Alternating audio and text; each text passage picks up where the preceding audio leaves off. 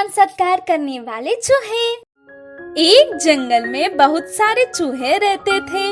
वह जंगल में मजे से घूमते हुए मिले सो खाना खा के आराम से रहते थे। बाद में कहां से आया कि पता नहीं, लेकिन उस जंगल में नया बिल्ली रहने लगा। वह आया जब से चूहों के कष्ट शुरू हो गए थे। बिल्ली हर दिन चूहों को भगा भगा कर उनको परेशान करने लगी। चूहे मिलने पर उन्हें अपना भोजन बना के खाने लगी। सभी चूहे डर डर के जीने लगे। उस बिल्ली के कारनामों के वजह से तंग आकर चूहे सभी इकट्ठे हुए। उस बिल्ली से कैसे छुटकारा मिलता बोल के बहुत देर तक बात करने लगे। उसमें से थोड़ा बड़ा वाला चूहा पास में एक पत्थर के ऊपर चढ़कर सभी चूहों को एक सलाह देने लगा। चूहे के गले में एक घंटी बांधने से अच्छा होगा। बिल्ली कहाँ से भी आती है तो घंटी के वजह से हमें पता चल जाएगा। तब हम सभी तुरंत अपने बिलों में छुप सकते हैं। ऐसे थोड़े दिन तक उसको खाना ना मिलने के वजह से वहाँ दूसरी जगह चले जाएगा। बड़े चूहे का सलाह सभी को बहुत पसंद आया। तुरंत चूहे चर्चा करने लगे। घंटी कैसा रहना चाहिए, कितना बड़ा रहना चाहिए और कितनी दूर तक सुनाई दे सकता है, ऐसे विषयों पर बात कर लिए। इतने में ही उन्हें बिल्ली को कौन घंटी बांधेगा बोल के ख्याल आया। इस प्रश्न का जवाब किसी को भी नहीं मिला। इसका कोई फायदा नहीं होगा सोचकर सभी चूहे समावेश को छोड़कर उनके घर जाने के वक्त उनमें से एक छोटा चूहा बोला, कुत्ता मामा से बंधवाएंगे। ऐसे बोलने लगी। ऐसे कैसे बोल के समझ न आने पर जाने वाले चूहे भी रुककर देखने लगे। हाँ, हम सभी नया साल का जश्न मनाएंगे। उस जश्न में बिल्ली को सत्कार करेंगे, अतिथि के जैसे कुत्ता मामा को बुलाएंगे और उसी से ही अपने दुश्मन के गले में घंटी बंधवाएंगे। ऐसे उसका सोच पूरा बोलने लगी छोटा चूहा। सलाह सभी को पसंद आने पर अपनी हामी भर लिए। तुरंत सभी चूहे कुत्ता मामा को अपने साथ में लेकर नया साल का जश्न और उस दिन मनाने वाले सम्मान सत्कार के बारे में बिल्ली को बताया। कुत्ता भी आकर पूछने के वजह से बिल्ली खुश होकर तुरंत हाँ कर दी। बाद में नए साल का जश्न बड़े धूमधाम से मनाए। जश्न में बिल्ली को सम्मान सत्कार भी हुआ। चूहे बिल्ली की तारीफ करने शुरू हो गए थे। बिल्ली कितनी खूबसूरत है और उसके गले में हाथ जैसे घंटी है तो और भी खूबसूरत दिखेगी बोल के उकसाने लगे। अपने बारे में सुनकर ख्यालों में आकर हाँ बोला बिल्ली। चूहे अतिथि कुत्ता मामा से बिल्ली के गले में घंटी पहना दिए। खुशी के मारे बिल्ली उधर इधर चलते हुए अपने गले में घंटी को देखकर खुश होने लगी। घंटी की आवाज अच्छी है बोल के सभी चूहे बात करने लगे। उसके बाद हर वक्त बिल्ली आने पर उसके गले में घंटी की आवाज सुनकर सभी चूहे बिलों में छुपकर अपनी जान बचाने लगे। उनकी परेशानी का हल होने की वजह से नए साल में चूहे आनंद से जीने लगे। सही वक्त पर अच्छा सलाह देने की वजह से सभी चूहे छोटे चूहे की तारीफ करने लगे। कौवे की दोस्ती से हुआ हिरन का नुकसान। एक जंगल में एक भोला भाला हिरन रहा करता था। जब उसे पानी पीना होता तो वो तालाब की ओर जाता था। हर बार की तरह हिरन एक दिन जब पानी पीने तालाब पहुंचा, वहाँ कुछ कौवे आए और उन दोनों की बहुत अच्छी दोस्ती हो गई। वो अच्छे से घुल मिलकर बात करने लगे। एक दिन उस भोले हिरन को खरगोश ने आकर कुछ कहा। हिरन भाई, तुम इन कौवों से दोस्ती मत करो। जितना इनका शरीर काला है ना, इनका दिल भी उतना ही काला है। पहले भी ऐसे ही दोस्ती करके बहुत सारे जानवरों से इन्होंने विश्वासघात किया है। ये तो सच है कि सच हमेशा कड़वा ही होता है। हिरन ने उसकी बात नहीं मानी और वो रोज उन कौवों से मिलता रहा और उनकी बातों में आ गया। एक दिन कौवे कहीं जा रहे थे तो उन्होंने हिरन को भी अपने साथ आने के लिए आमंत्रित किया। हिरन बिना कुछ सोचे समझे उनके पीछे पीछे निकल गया। वो कौवे पास के खेत में दाना चुगने जा रहे थे। खेत की सारी फसल को कौवे नष्ट कर रहे थे। हिरन को ये बात अच्छी नहीं लगी।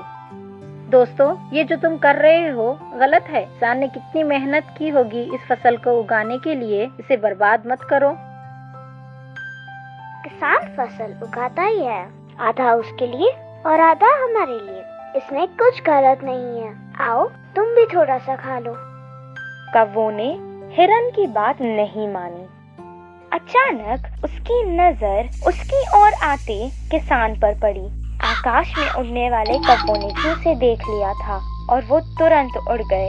ओहो, तो इतनी दिनों से तुम मेरी फसल को खा रहे थे। रुको, अभी मैं तुम्हें बताता हूँ। लकड़ी लेकर वो हिरन को बहुत जोर जोर से मारने लगा। हिरन बेचारा बहुत विनती कर रहा था। किसान अपनी फसल के नुकसान पर बहुत निराश था और उसे हिरन पर गुस्सा आ रहा था। वो उसे बहुत देर तक बिना रुके मारने लगा।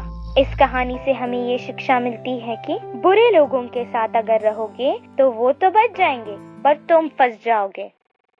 बंदर के बच्चे का सवाल। एक जंगल में एक बंदर का बच्चा रहता था। वह हर समय जंगल में घूमते हुए सब जानवरों को देखता है।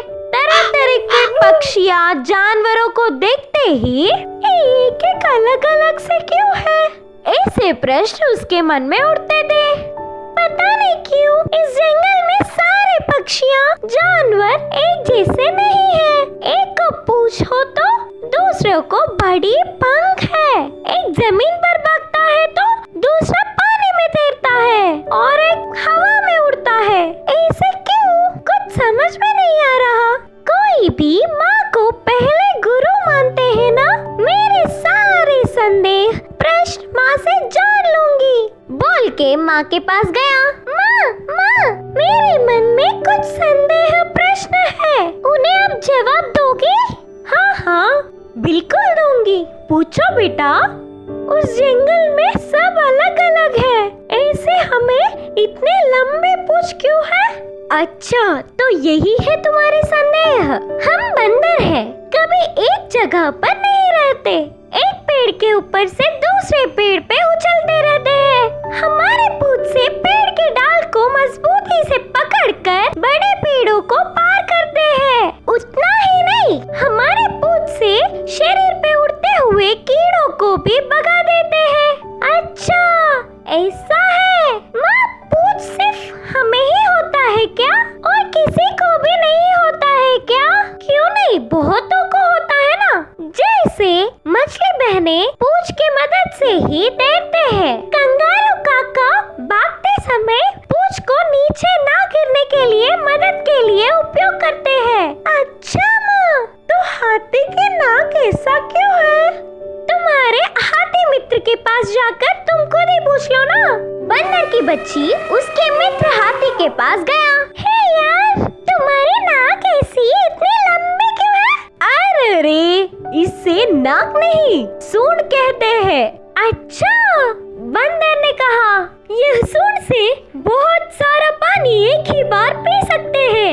ऐसे ही पेड़ पे से फल आसानी से ले सकता हूँ। बड़े बड़े बार आसानी से उठा लेता हूँ। ये सूंड मुझ पर बहुत अच्छा लगता है।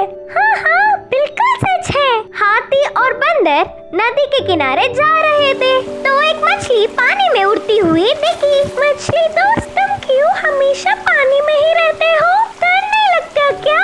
नहीं दोस्त, हम पानी में ही आराम से रहते हैं। हम खाने की चीजें भी पानी में ही ढूंढ के खाते हैं और तुम्हें प्यास लगता है तो पानी के लिए भागते हो, पर हमें तो पूरा पानी में ही रहने से प्यास ही नहीं लगता। हाँ हाँ, तुम्हारे बोलने से अब मुझे प्यास लग रहा है। हाथी नदी में पानी पी रहा था।